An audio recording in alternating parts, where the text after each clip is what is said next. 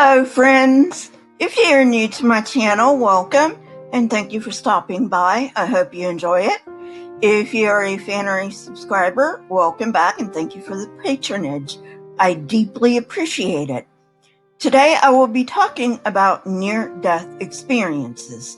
Now, as most of my viewers will have guessed, there is nothing supernatural about NDEs. We know quite a bit about the neurobiology that underlies near-death experiences, and while the literature is quite technical on the subject, I am going to make it as simple as possible. There's not much else I need to say, so let's get on with the video. NDEs generally leave the individual indelibly marked and with a reduced fear of death. Theologians of all faiths use NDEs as proof positive of life after death. These experiences cross cultural boundaries, and descriptions can be found as far back as ancient Greece. It is important to know that a person does not need to be in danger of dying to have an NDE. In fact, in one study, 30 out of 58 patients who reported NDEs were in no medical danger of dying. In one reported case, a diabetic had an NDE during hypoglycemia. Hypoglycemia is an episode in which your blood sugar is too low. This episode was accompanied by a sleep-like state, accompanied by REM, or dream state. REM, rapid eye movement, is linked to consolidating memories and is thought to explain life reviews during NDEs. A frequently reported element is an awareness of being dead, but this feeling is not limited to NDEs. For example, this is also a hallmark of Cotard's syndrome, a rare delusional disorder in which some patients report quote-unquote being in heaven. This syndrome has been documented following trauma and in advanced stages of typhoid and multiple sclerosis. Why this happens is unknown, but experts speculate that it may be an attempt to make sense of the experiences one is having. People often describe out-of-body experiences as feeling as though they are floating outside their bodies, sometimes even seeing their bodies from above. These are also common when sleep patterns are interrupted just prior to sleep or waking. It is associated with vivid hallucinations that are tied to the sleep-wake cycle.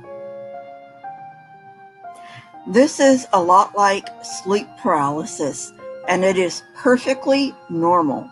So if you have an out-of-body experience, don't sweat it. It's perfectly normal. Experts suggest that this state results from a failure to integrate multisensory information from the body. Frequently in NDEs, the person perceives that they are moving through a dark tunnel to emerge into the light.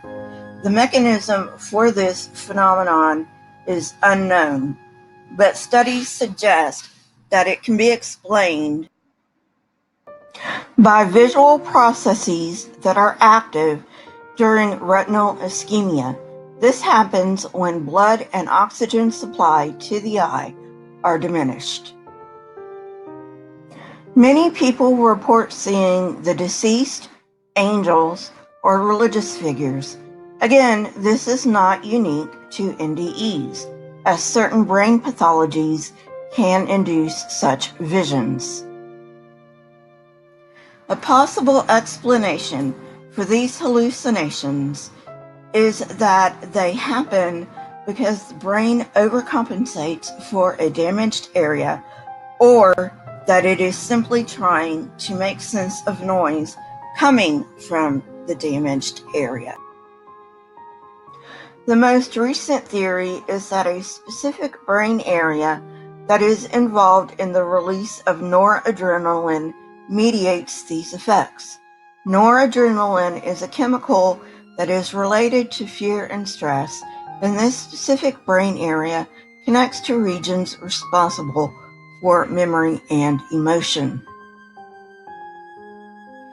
Considering all the evidence, NDEs can be explained by natural processes, no supernatural or paranormal explanation. Well, friends, we've come to the end of another episode. I hope I kept it simple enough for you. The source that I used is linked in the description, but it does get quite technical.